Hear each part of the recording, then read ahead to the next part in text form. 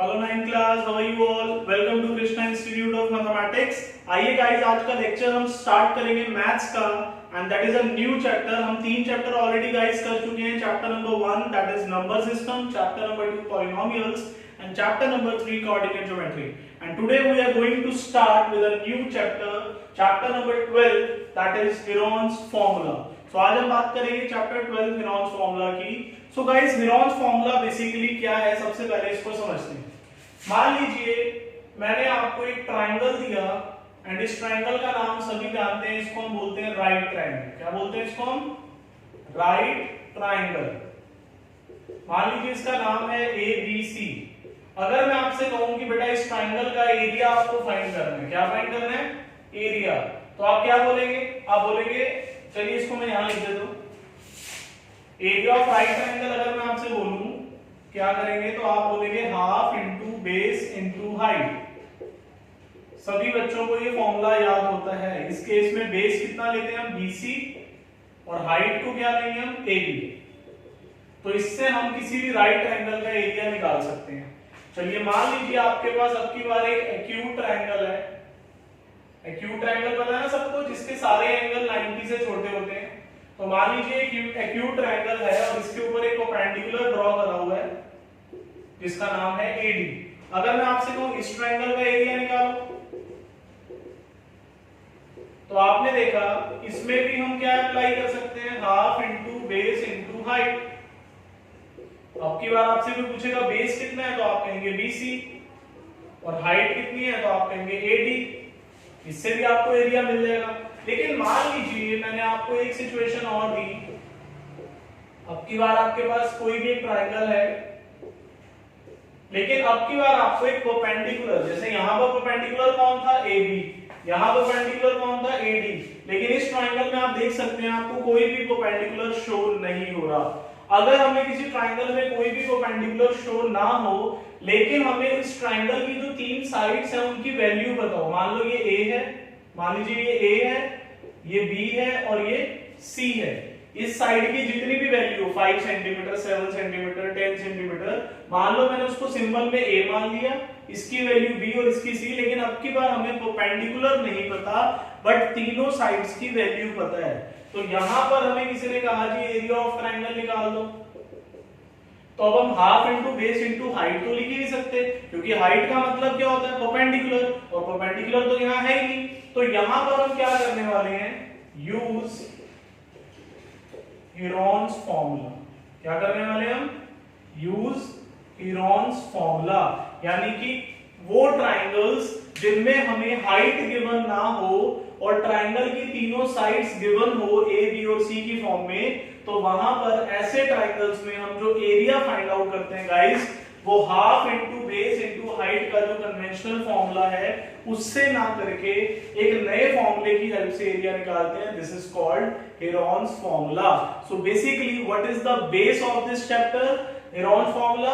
Heron's formula is a formula which is used to find the area of those triangles in which height is not given but all the sides are given. So let us come to Heron's formula. आइए बात करते हैं।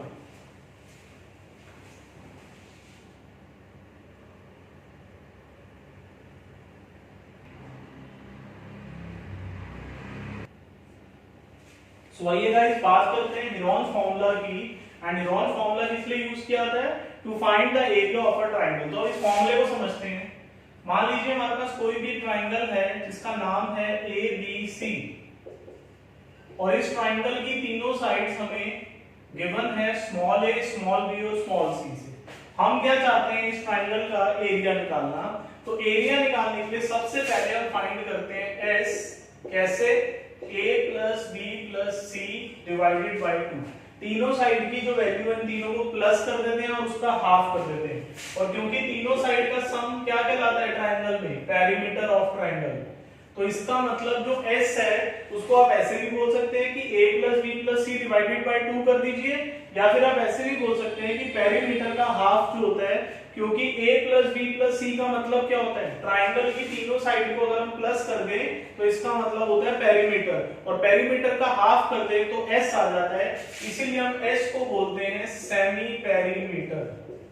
क्या बोलते हैं, semi perimeter. अब आप कहेंगे सर ये s हमने निकाला ही क्यों, हमें तो एरिया ऑफ ट्राइंगल चाहिए था, हमने तो s निकाल दिया जबकि हमें तो एरिया निकालना है। तो एरिया ऑफ ट्राइंगल जो हेरोन्स फॉर्मूला है, हेरोन्स फॉर्मूला में जो एरिया ऑफ ट्राइंगल एबीसी हम फाइंड करेंगे गाइस, उसके अंदर किसका यूज होता है, s का यूज होता है। What is the formula, under root में s minus a s minus b s minus c। अब यहाँ पर हम s की वैल्यू जो हमने यहाँ से निकाली होगी और a b c जो कि हमें तीनों साइड्स गिवन थी वो पुट करके सॉल्व कर देंगे, you will get the area of the triangle using Heron's formula. So very interesting formula guys. आइए इस पे आगे क्वेश्चनिंग सॉल्व करते हैं। तो सबसे पहले आप इसे नोट डाउन कीजिए, फिर हम इसके क्वेश्चंस की तरफ बढ़ेंगे।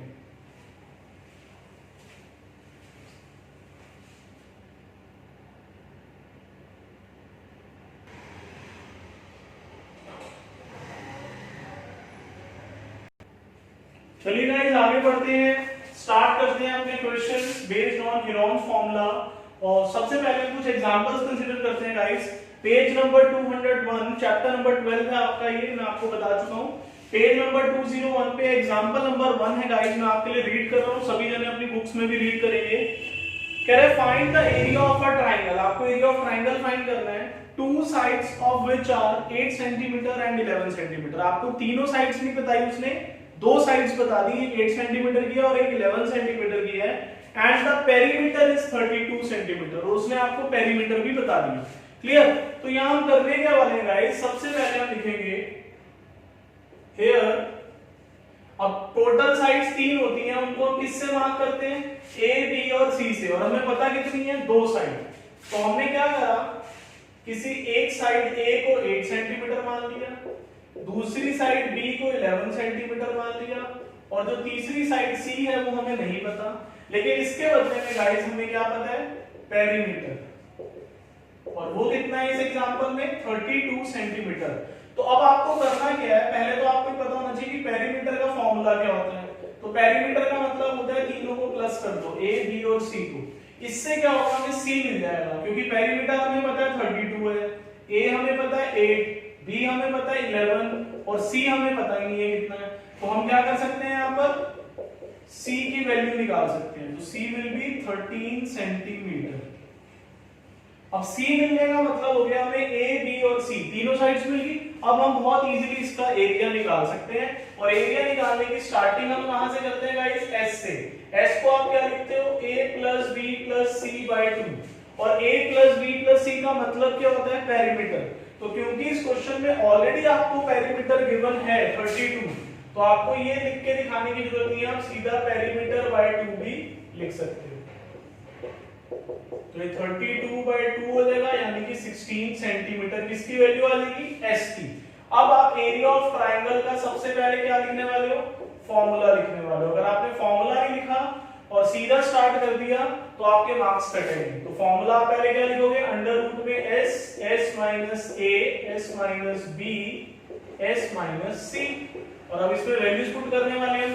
सो what is S here, S आपने देखा कितना आया था, 16, 16 माइनस ए कितना था, 8, 16 माइनस बी कितना था, 11, और 16 माइनस सी कितना निकाला हमने, 13। तो हमारे पास क्या आया, इसको सिंपलीफाई करके 16 इंटू 8 इंटू 5 इंटू 3। अब सीखना ये है कि इसको आगे सॉल्व कैसे करें। तो जितने भी नंबर्स आपको दिख रहे हैं गाइस, आपको उसके प्राइम फैक्टर्स बनाने हैं। जैसे कि अगर आप 16 के प्राइम फैक्टर्स बनाते हो तो आपको पता है 4 बाय 2 आ जाता है, तो आप 16 को लिख सकते हैं 2 इंटू 2 इंटू 2 इंटू 2, 8 को आप लिख सकते हैं 2 इंटू 2 इंटू 2, लेकिन जो 5 है गाइस वो तो 5 ही रहेगा और 3 का 3 ही रहेगा, है ना। अब आप रूट को कैसे सॉल्व करते हैं, ये सभी ने 8th क्लास में सीखा होगा स्क्वायर रूट में। तो हम क्या करते हैं, दो दो के पेयर बनाते रहते हैं, और किसी का पेयर बन रहा है, एक सिंगल 2 है, एक सिंगल 5, सिंगल 3 का पेयर नहीं बन रहा, तो हर पेयर की वैल्यू रूट से बाहर आके सिंगल हो जाती है। इसमें से एक 2 बाहर आएगा, इसमें से भी एक 2, इसमें से भी एक 2, और ये जो सिंगल वैल्यूज थी 2, 5 और 3 ये रूट के अंदर ही रहेंगी क्योंकि इनका पेयर नहीं बन रहा, और इनको मल्टीप्लाई कर दो तो 2 3 जा 6, 6 5 जा 30, तो ये हो गया आपका 8√30 सेंटीमीटर स्क्वायर। लिखना जरूरी है क्योंकि एरिया ऑफ ट्रायंगल हमेशा उसकी यूनिट आपको लिख के आनी है, सेंटीमीटर स्क्वायर, और ये आपका आंसर है। गाइस मान लीजिए आंसर रूट पे खत्म हो रहा है, रूट की एक वैल्यू पे खत्म हो रहा है √30।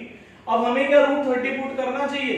तो गाइस अगर किसी भी क्वेश्चन में सिर्फ और सिर्फ इतना पूछा है एरिया ऑफ ट्रायंगल निकालो और सिंपल एक आंसर आ रहा है रूट में, तो आप उसको यहाँ छोड़ सकते हो। लेकिन कभी कभी किसी क्वेश्चन में क्या होता है, हमसे कॉस्ट पूछी होती है जो कि रुपीस में आनी है, तो वहां पर हम रूट में आंसर नहीं छोड़ सकते, या फिर हमें क्या करना है, दो अलग अलग ट्राइंगल्स के एरिया निकाल के उनको प्लस करना है, एक बिना रूट में आ रहा है एक रूट में, तो वहां पर भी हम उसको रूट सॉल्व करे बिना ऐड नहीं कर सकते, तो वहां पर भी रूट सॉल्व करना है। लेकिन अगर आप एक सिंगल ट्राइंगल का एरिया निकाल रहे हो और वो रूट में आ रहा है, तो आप इसको चाहो तो यहाँ छोड़ भी सकते हो, और अगर आपका मन करे तो आप √30 की वैल्यू जो 8th क्लास में आपने स्क्वायर रूट मेथड सीखा था लॉन्ग डिवीजन, उससे √30 की वैल्यू निकालोगे 2 डिजिट तक अप्रोक्सीमेट वैल्यू, और फिर उसको 8 से मल्टीप्लाई करके आंसर लिख दोगे। तो मैं आपको करके दिखा देता हूं कैसे करना है। √30 का वैल्यू कैसे निकालते हैं लॉन्ग डिवीजन से? सबसे पहले आप इसका पेयर बना लेते हो 30 का, तो आपको एक पेयर मिल गया 30 का। अब आप कोई भी एक ऐसा नंबर चूज करो जिसको उसी से मल्टीप्लाई करने पर या तो 30 आ जाए या 30 का नियरेस्ट छोटा नंबर आ जाए। तो जैसे 4 4 का 16 होता है, अभी छोटा है, 5 5 जा 25, अभी भी छोटा है, 6 6 जा 36, ये बड़ा हो गया। तो यानी कि हम कौन सा चूज करेंगे? 5 5 जा 25, तो इसको लिखेंगे कैसे? यहां पर एक 5 और यहां 5, 5 5 जा 25, अब बचा कितना माइनस करके 5। अब आपको आगे क्या करना है, आगे की जो डिजिट्स है वो बोरो की जाती है, लेकिन यहां तो कुछ है ही नहीं, तो यहां पर हम क्या करते हैं, पहले इस 5 में इस 5 को प्लस करके 10 हो गया वो यहां लिख देंगे, और क्योंकि यहां पर कुछ भी कैरी करने को नहीं है हमारे पास, तो हमें क्या करना है, एक डेसिमल लगाना है, और एक डेसिमल से हमें कितनी जीरोस मिलती है? 2। तो मान लीजिए मैंने यहाँ डेसिमल लगाया और उसके बदले में मुझे कितनी जीरो मिल गई? यहाँ पर 2, तो ये बन गया 500। क्या बन चुका है अब ये? 500। अब मुझे क्या करना है, ये जो 10 था इसके आगे कोई भी एक डिजिट लगानी है, मान लो मैंने 4 लगाया, तो इसको 4 से इंटू करना पड़ेगा मुझे, और इसके नियरेस्ट नंबर लेके आना है, तो 416 आ रहा है। अगर 5 लगाता तो 5 से इंटू करना पड़ता, जो कि इससे बड़ा हो गया 500 से, तो मैं किस पे करूंगा? 4 से। तो वो 4 कहां लगेगा? यहां भी लग जाएगा और यहां भी लग जाएगा, तो ये 416 हो गया, बचा कितना? 84।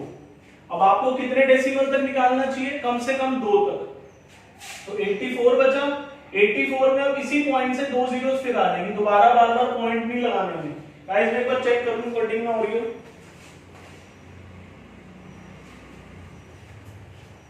और इस 104 में खाली ये लास्ट डिजिट 4 प्लस कर दो, तो ये हो जाएगा 108।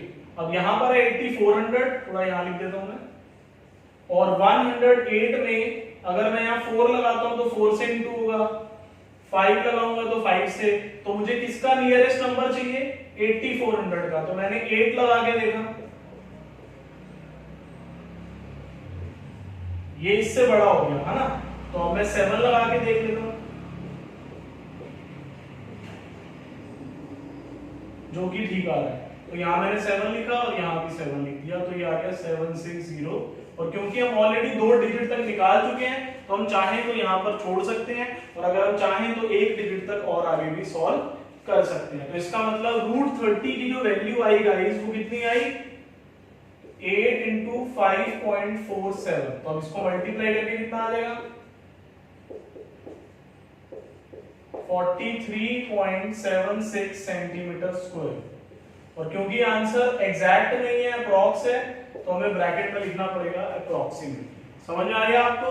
सो गाइस ये चीज आपको इस चैप्टर में बस एक सबसे ज्यादा सीखनी पड़ेगी कि अगर आंसर रूट में आ रहा है और आप चाहते हैं कि रूट में ना छोड़े, तो आपको उसकी रूट की वैल्यू निकाल के फिर मल्टीप्लाई करके सॉल्व करके लिखना होगा। क्लियर? जल्दी से इसको नोट करिए, फिर आगे बढ़ते हैं।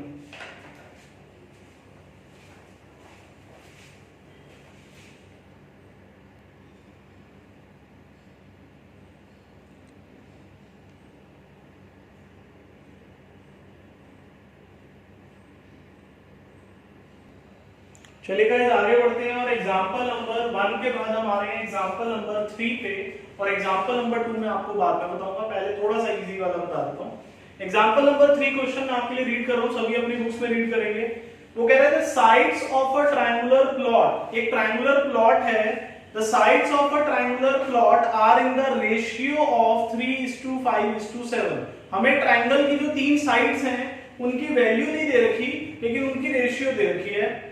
And its perimeter is 300 metre, और पेरीमीटर भी बता रखा है। वो कह रहा है फाइंड इट्स एरिया। तो गाइस अब हम करेंगे क्या, अगर हमें साइड्स की रेशियो, ट्रायंगल की जो साइड्स हैं उनकी रेशियो दे रखी है 3:5:7, तो साइड्स को हमें क्या करना पड़ता है, x लगा के मल्टीप्लाई करना पड़ता है। 3x 5x 7x। आप यहाँ x की जगह कुछ और भी लगा सकते हैं, a ले सकते हो, k ले सकते हो, p ले सकते हो, वो आपकी चॉइस है। लेकिन ये बात आपको अच्छे से क्लियर होनी चाहिए कि कभी भी चाहे एंगल्स हो चाहे साइड्स हो, अगर हमें उनकी रेशियो दे रखी है तो हम उन तीनों साइड्स को लेट कर लेते हैं x लगा के या k लगा के, ठीक है। तो हम कैसे लिखेंगे, ratio of sides of triangle are 3:5:7. Therefore, sides of the triangle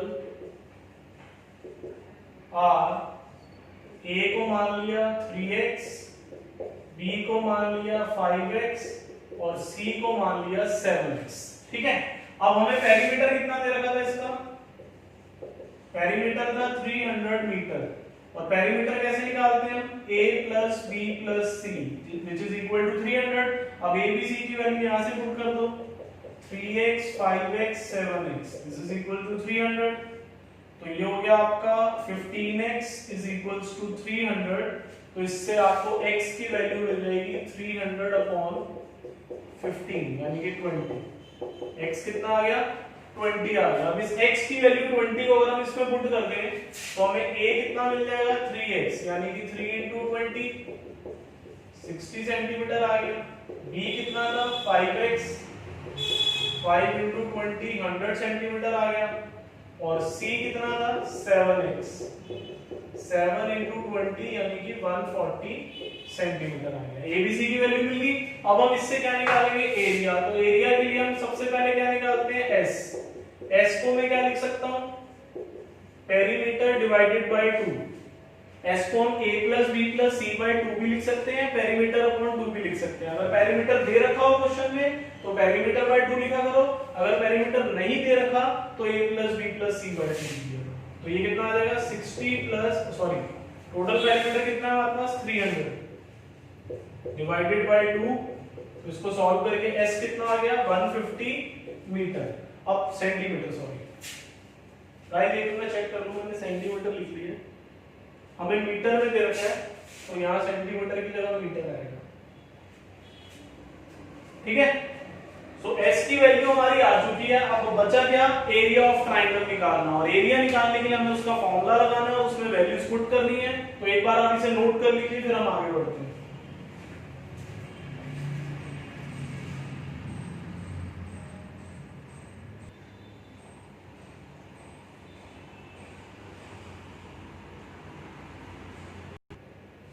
चलिए गाइस आगे बढ़ते हैं।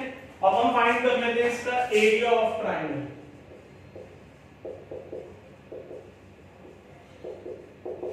क्या निकालेंगे हम इसका, एरिया ऑफ ट्रायंगल। तो एरिया ऑफ ट्रायंगल का फॉर्मूला क्या लिखेंगे हम यहां पर, अंडर रूट में s minus a s minus b s minus c। जैसा कि आपने अभी देखा था, हमने s की वैल्यू क्या निकाली थी 150 माइनस a था 60, b था 100 और c था 140। ये वैल्यूज हमने इसमें पुट कर दी। अब हम इसको सॉल्व करेंगे। This is 150, this is 90, 50, 10। अब गाइस इसके हम क्या बनाएंगे, पेयर। तो आप अगर देखें तो 150 को मैं 15 into 10 बोल सकता हूं, 90 को मैं 9 into 10, 50 को मैं 5 into 10 और 10 को मैं अगर 10 ही लिख दूं तो एक 10 का पेयर ये बन गया और एक 10 का पेयर ये बन गया, तो दो 10 तो बाहर आ ही गए। अब जो बाकी नंबर्स बच गए इसको थोड़ा और छोटा कर लेते हैं। 15 को हम लिख सकते हैं 5 into 3, 9 को हम लिख सकते हैं 3 into 3, 5 का तो 5 ही रहेगा और कुछ बचा नहीं, तो एक 3 का पेयर बन रहा है गाइस और एक 5 का पेयर बन रहा है। तो अगर हम इनको भी बाहर ले आए तो क्या आ जाएगा हमारे पास 10 into 10 into 3 into 5, तो हमारे पास एक सिंगल वैल्यू किसकी बच गई 3 की, जिसका कोई पेयर नहीं बन रहा, इसको रूट में छोड़ देंगे, तो ये हो गया 1500√3 सेंटीमीटर स्क्वायर। आप चाहो तो आंसर यहां छोड़ सकते हो, क्योंकि मैंने आपको बताया कि अगर आपको सिर्फ एरिया ऑफ ट्राइंगल निकालना है किसी क्वेश्चन में और कुछ भी नहीं करना, तो आप उसका आंसर रूट में भी छोड़ सकते हैं। लेकिन अगर कॉस्ट निकालनी है या दो अलग अलग एरियाज निकाल के उनको ऐड करना है, प्लस करना है, तो फिर आपको रूट सॉल्व करना कंपलसरी होगा। क्लियर? तो इसको नोट करिए। इसी के साथ हमारा एग्जांपल नंबर 3 फिनिश होता है।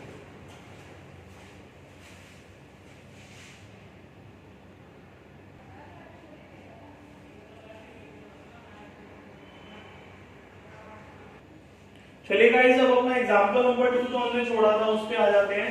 और एग्जांपल नंबर 2 थोड़ा ध्यान से पढ़िए। वो कह रहा है triangular park ABC has sides 120 metre, 80 metre and 50 metre. एक ट्रायंगुलर पार्क है, फिगर आपको बोल रखा है सी फिगर 12.7, तो आप अपनी बुक्स के अंदर एक फिगर बनी हुई है वो देख सकते हैं। ये ट्रायंगुलर पार्क है जिसकी तीनों साइड्स आपको पता है। और गार्डनर का नाम बहुत फनी सा है, Dhania, has to put a fence all around it. Fence समझते हैं ना, जैसे आपने देखा होगा कि कोई भी पार्क है मान लो, तो इसकी वॉल्स जो होती है ऊपर, उनके ऊपर ऐसे क्रॉस करके एक वायर लगी होती है, जिससे कि कोई भी एनिमल या कोई भी इंसान उसमें एंट्री ना कर पाए। इसको हम बोलते हैं बार्ब्ड वायर। क्या बोलते हैं? BARBED, barbed wire. ठीक है, ये फेंसिंग के लिए यूज करी जाती है। फेंसिंग का मतलब उसकी बाउंड्री को कवर करना। ठीक है, तो कह रहा है कि he has to put a fence all around it, उसने उस पार्क के चारों तरफ क्या करना है, फेंसिंग करनी है, and also plant grass inside, और उस पार्क के बीच में ग्रास भी लगानी है। How much area does she need to plant? एक तो आपको बताना है कि उसको कितने एरिया में प्लांटिंग यानी कि ग्रासिंग करनी पड़ेगी, इसमें तो हमें एरिया निकालना है। Find the cost of fencing it, और हमें फेंसिंग की कॉस्ट भी निकालनी है with the barbed wire, उस वायर का नाम है barbed wire, at the rate of ₹20 metre पर मीटर, यानी कि जो वायर की कॉस्ट है वो 1 मीटर वायर 20 रुपए की है। तो सबसे पहले तो आप ये पता लगाओगे कि उसकी तीनों जो पार्क की तीनों साइड है, अगर उसमें वायरिंग करें तो कितनी वायर लगेगी, और इस लेंथ को हम बोलते हैं पेरीमीटर।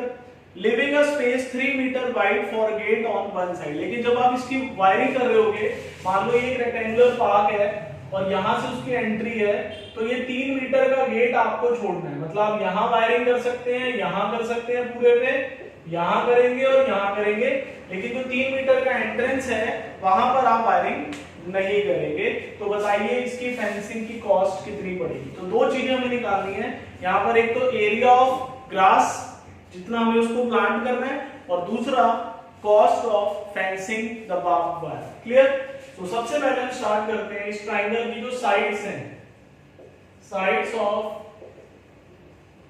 ट्रायंगुलर पार्क आर, एक को ए ले लेते हैं, कितना है 120 मीटर, बी कितना है 80 मीटर एंड सी कितना है गाइस 50 मीटर। ठीक है जी, सबसे पहले हम क्या फाइंड करेंगे, area she need to plant, जितना एरिया वो प्लांटिंग करना चाहती है ग्रास की, तो उसके लिए आप क्या निकालोगे, सबसे पहले S will be A plus B plus C by 2। सो अगर हम इसको सिंप्लीफाई करें S को, तो ये आ जाएगा 250 by 2 यानी कि 125 मीटर। तो एरिया का फॉर्मूला क्या पढ़ा आपने, अंडर रूट में S minus A, S minus B, S minus C। अगर हम इसमें वैल्यूज पुट ऑन करें तो आप देख सकते हैं वैल्यूज क्या है।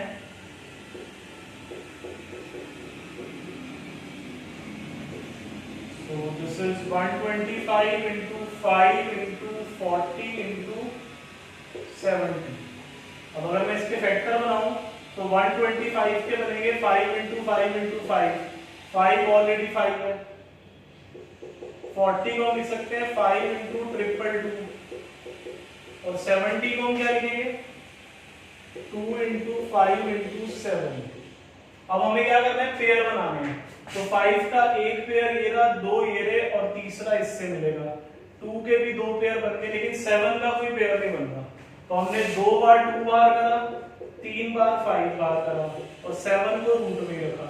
तो ये कितना आ जाएगा 500 अंडर रूट 7। और ये किस में चल रहा है, मीटर में चल रहा है। एक मिनट गाइस, कुछ गलती कर लिया हमने।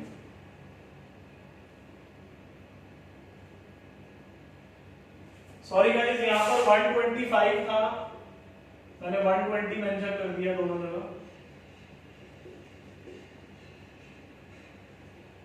सो यहाँ आ जाएगा 45 और यहाँ आ जाएगा 75। थोड़ी सी वैल्यूज गलत हो गई है हमारी, इसको ठीक कर लेते हैं एक बार हम।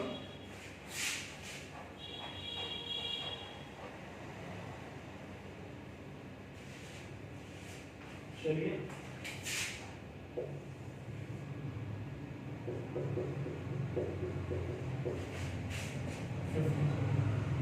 तो अभी क्या बनेगा, इसके फैक्टर्स बना लेते हैं। 125 के क्या बनेंगे 5 इंटू 5 इंटू 5, ये 5 ऐसे ही रहेगा। This is 5 into 3 into 3 and this is 5 into 5 into 3। एक पेयर, 2 पेयर, 3 पेयर और एक 4 पेयर। तो 5 इंटू 5 इंटू 5 इंटू 3 और रूट में क्या बचा 15। तो ये हो गया 125 इंटू 3 यानी कि 375 रूट 15 मीटर स्क्वायर। ये तो फर्स्ट पार्ट में आंसर आ गया, जिसमें उसने हमसे एरिया ऑफ ग्रास पूछा था या area she need to plant पूछा था। एरिया तो हम निकाल चुके हैं। सेकंड पार्ट में हमें क्या बताना है कि फेंसिंग की कॉस्ट कितनी पड़ेगी। तो कॉस्ट निकालने के लिए सबसे पहले हमें ये बताना पड़ेगा कि जो वायर हम उस पार्क की तीनों साइड्स के राउंड कवर करेंगे गेट छोड़ के, उसकी लेंथ कितनी होगी। तो सेकंड पार्ट हम यहाँ हेडिंग डाल देते हैं, इसको फर्स्ट पार्ट कर दिया हमने। तो यहाँ पर हमने लिखा length of wire used for fencing. Fencing में कितनी वायर लगेगी, तो वो कहां लगा रहा है वायर, तीनों साइड्स पे a प्लस बी प्लस सी, लेकिन उसमें से जो 3 मीटर का गेट है वो माइनस करना चाहते हैं। तो अगर मैं इसको सॉल्व करूं तो 120 प्लस 80 प्लस 50 माइनस 3 मीटर हो जाएगा। तो ये हो गया 250 में से 3 गए, 247 मीटर की वायर लगेगी। अब हम क्या करेंगे, कॉस्ट ऑफ 1 मीटर वायर कितना है, उसने बोला 20 रुपीज पर मीटर की कॉस्ट थी। तो cost of 247 metre wire will be ₹20 into 247। So multiply करके कितना आ जाएगा 4940 rupees. That will be the cost for fencing the wire. तो ये आ गया उसका एरिया फॉर ग्रासिंग और ये आ गया उसकी फेंसिंग की कॉस्ट। समझ में आया आपको गाइस। सो ये था हमारा चैप्टर नंबर 12 हेरोन्स फार्मूला, जिसके आज हमने 3 एग्जांपल्स करे हैं। Now you have to complete a homework. इसमें आपको सिमिलर यही सेम 3 एग्जांपल जो हमने आज करे हैं, ये तो एज इट इज सॉल्व करने ही करने हैं। इसके अलावा 3 क्वेश्चन मैं आपको एक्सरसाइज में से होमवर्क दे रहा हूं। Question number 4, question number 5 and question number 6, ये आपके लिए होमवर्क है। 12.1 के 3 क्वेश्चंस हैं, 4, 5, 6 प्लस ये जो 3 एग्जांपल थे, एग्जांपल 1, 2 एंड 3, ये भी आपको दोबारा से रिवाइज करने हैं। तो 6 क्वेश्चंस आपके लिए होमवर्क हैं। नेक्स्ट क्लास में we will continue our lecture. Till then stay home, stay safe, bye bye, take care.